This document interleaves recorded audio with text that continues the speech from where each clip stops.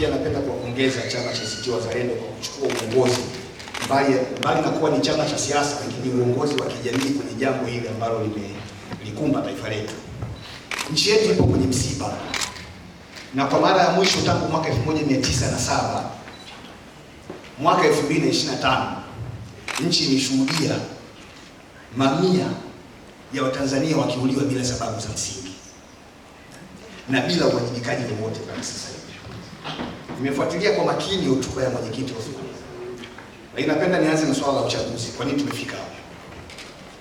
Kwa mara ya kwanza tangu mwaka 1985 Bunge la Jamhuri ya Muungano wa Tanzania kwa makusudi kabisa mwaka 2024 na mwaka 2025 likaenda kutunga sheria ya kuharibu uchaguzi. Zikatungwa sheria mbili. Ikatungwa sheria ya tume ya uchaguzi. Jambo la tume ya uchaguzi ni jambo la kikatiba. Linapatikana chini ya ibara 74 ya Katiba ya Jamhuri ya Muungano wa Tanzania. Na moja kati ya jambo muhimu kwenye katiba chini ya ibara hiyo ni kwamba jina la Tume ya Taifa ya Uchaguzi ni la kikatiba, sio la kisheria. Ukienda kusoma leo ibara 74, Tume ya Uchaguzi ya Tanzania inaitwa Tume ya Taifa ya Uchaguzi. Lakini bunge likaenda kutunga sheria mwaka 2024 ikatuletea kitu kinachoitwa Tume Huru ya Taifa ya Uchaguzi, kitu ambacho kwenye katiba hakipo. Kwa hiyo kuanzia pale tulishaanza kutengeneza indication ya kwamba tukifika mwaka 2025 hakuwezi kuwa kuna uchaguzi kama mzee alitangulia kusema, kwa sababu hatuna tume. Ibara ya 64, ibara ndogo ya 5 ya Katiba ya Jamhuri ya Muungano wa Tanzania inasema sheria yoyote ya bunge itakayotungwa kwa kukiuka katiba, hiyo sheria inakuwa ni batili kuanzia siku inapotungwa. Kwa maana hiyo tunaingia kwenye uchaguzi mwaka 2025. Hatuna chombo mahususi cha kikatiba ambacho kingeweza kutuhakikishia sio tu kuwa na uchaguzi, lakini uchaguzi huru, wa haki na unaoaminika. Tumeingia kwenye uchaguzi ambao hausimamiwi na chombo chochote kilichopewa mamlaka kikatiba kufanya hivyo. Ndio maana hayo yakatokea. Watu hawakuenguliwa kwenye uchaguzi kwa bahati mbaya, wameenguliwa kwa makusudi, kwa sababu kulikuwa kuna chombo kinachoweza kuratibu kwa mujibu wa sheria na kwa mujibu wa katiba. Na mpaka ninapozungumza hapa hatuna hiyo tu. Naomba nihame hapa swala la mauaji, kwa sababu hili swala linadogoshwa sana, linaitwa vurugu. Kwenye sheria Profesa Shibi anajua kwamba inapotokea makosa mengine madogo yakachanganyika na kosa kubwa la mauaji, basi yale makosa madogo yote yanafutika na baki kosa moja la mauaji, kwa sababu adhabu yake ni kubwa kuliko makosa mengine. Tunapo address jambo hili la tarehe 29 Oktoba na siku chache zilizofuata baada ya hapo, hatupaswi kuzungumza kwamba kuna vurugu zilitokea. Tuzungumze kwa uwazi kwamba kuna mauaji yalitokea na sio vurugu. Kuzungumza vurugu maana yake ni kudogosha kilichotokea. Tumepoteza roho za watu. Mimi ninapozungumza kwenye jimbo langu la Kivuli walikufa watu 17 ambao nilishiriki kwenda kuwalipia gharama za mazishi kila familia.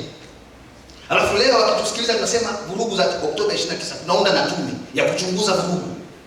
Nilipopata nafasi ya kwenda mbele ya tume niliwaambia msiende kuchunguza vurugu, kwa sababu swala la vurugu lishashughulikiwa kisheria. Walikamatwa watu wakapelekwa mahakamani, zaidi ya vijana 700 nchi nzima walishtakiwa kwa uhaini, kwa sababu waliambiwa walikuwa wanataka kupindua serikali. Na baada ya kupelekwa mahakamani, uhaini ndio kosa pekee linalotajwa kwenye katiba ya Tanzania chini ya ibara 28 ibara ndogo ya 4. Tukatumia kitu hata ambacho hakipo kwenye sheria popote duniani, kitu kinachoitwa 4R. Tukapoka mamlaka ya DPP, wakasamehewa wale watu, wakaenda nyumbani, ingawa wanataka kupindua serikali. Na kwenye jaribio la kupindua serikali ndio tukapata madhara ya kupoteza ndugu zetu zaidi ya 518 kwa mujibu wa hotuba ya Jaji Chande. Sasa leo tunapokuja kuambiwa kwenye hotuba ya Jaji Chande kwamba moja ya mapendekezo ni kuunda tume ya kupeleleza yale yaliyotokea ili watu wawajibike kijinai. Wanawajibikaje watu kijinai kwa kutumia hiyo tume itakayoundwa wakati tayari watu walishapelekwa mahakamani na ushahidi upo? Maana mtu hawezi kupelekwa mahakamani kwa mujibu wa sheria zetu kama polisi hawajafanya kazi yao ya upelelezi kupitia ofisi ya mkurugenzi wa upelelezi wa makosa ya jinai, lakini kama mkurugenzi wa mashtaka hajaridhika ule upelelezi unajitosheleza kutengeneza kesi. Sasa mimi naamini kwa kuwa tulishakwenda mahakamani tukawashtaki watu kwa uhaini, maana yake upelelezi umeshakamilika. Leo uje na mapendekezo ya kuunda tena tume ya kupeleleza ni kuwatukana Watanzania ambao wamepoteza ndugu zao. Lakini siwezi kuondoka hapa bila kumpongeza Jaji Chande. Kuna mahala amesema ukweli kabisa na watu hawaelewi. Kasema hivi, yale jaribio la mapinduzi lilipangwa, liliratibiwa na lilitekelezwa. Lilifadhiliwa na likatekelezwa. Ingawa mwisho wa siku hakusema waliopanga ni kina nani, waliofadhili na waliojaribu kutekeleza ni akina nani. Sasa ukitaka kujua waliofanya vile ni nani, rudi kwenye matukio ya mwaka mmoja kabla ya uchaguzi na siku chache kabla ya uchaguzi. Jeshi la Ulinzi la Wananchi wa Tanzania liliambiwa lijiandae sijui kufanya nini wakati nchi ilikuwa ingii kwenye vita. Tukio la uchaguzi ni tukio la kijamii linalowapa watu haki yao kuchagua viongozi, sio vita ambayo inahitaji jeshi lijiandae, lakini jeshi likajiandaa. Pamoja na kujiandaa, jeshi lilishindwa kujua watu walikuwa wanafanya mafunzo ya kupindua serikali mita 10 kutoka kwenye kituo cha polisi. Jeshi lilishindwa. Sasa utamlaumu rais kwa kosa gani? Kaambia anajiandae. Yaani rais tena akachukua bunduki aende akasaki wale watu. Haiwezekani. Kawaambia jiandaeni, wamejiandaa, lakini mwisho wa siku tunakuja kuona yale yanayotokea. Lakini wameambiwa, rais anawaambia hakutakuwa kuna maandamano. Maandamano pekee yatakayotokea siku hiyo ya tarehe 29 Oktoba ni maandamano ya kwenda kupiga kura. Rais katuhakikishia usalama kabisa. Lakini tumeona watu wanauliwa. Na tunaambiwa nguvu iliyotumika ilikuwa ni nguvu stahiki kabisa.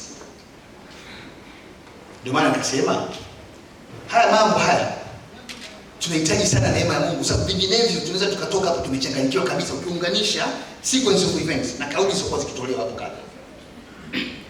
Mwisho, yaani Tanzania ndio nchi kituko pekee duniani. Tanzania kuwa na uchaguzi katikati ya mauaji afu ndio ulikuwa huru na haki. Tena uchaguzi ambao umefanyika sio katika muda uliopangwa, kwa sababu muda uliopangwa kufanya uchaguzi kwa maana ya zoezi la kupiga kura, kuhesabu kura, kuhakiki na kutangaza matokeo ni kuanzia asubuhi kupiga kura mpaka saa 10 jioni mwisho kupiga kura. Lakini mauaji yameanza kutokea saa 5 na wenyewe wanajivuna kwamba kama ni vurugu zilitokea wakati watu wameshapiga kura. Maana yake siku ile watu waliamka mapema sana saa 12 wakaenda kupiga kura saa 5 wakawa wameshamaliza. Sasa unawezaje kama unakiri kuna mauaji ya watu zaidi ya 500 nchi nzima, alafu katikati ya tukio hilo kubwa linalo draw attention ya dunia nzima kwa sasa ukasema huo uchaguzi ni huru? Lazima utakuwa umechanganyikiwa kidogo akili, au ni mwendawazimu kabisa. Haiwezekani sababu watu wakishakufa huo ni msiba. Akitokea mmoja wetu hapa akafa, shughuli yote hii inasimama kwa sababu ni msiba. Sasa tuna msiba wa watu zaidi ya 500, alafu bado tunajinasibu kwamba tumeweza kupiga kura vizuri, tumehesabu, tumetangaza matokeo na tukapata matokeo 98% katikati ya misiba. Haiwezekani. Kwa hiyo mimi nasema tu kwa kumalizia nileta moja kati ya mapendekezo ambayo mimi nadhani yanaweza yakawa mjadala. Tupate turejee kwenye hotuba ya Mwalimu Nyerere. Alisema hivi, ili nchi iweze kupata maendeleo inahitaji vigezo vinne. Inahitaji watu, ardhi, siasa safi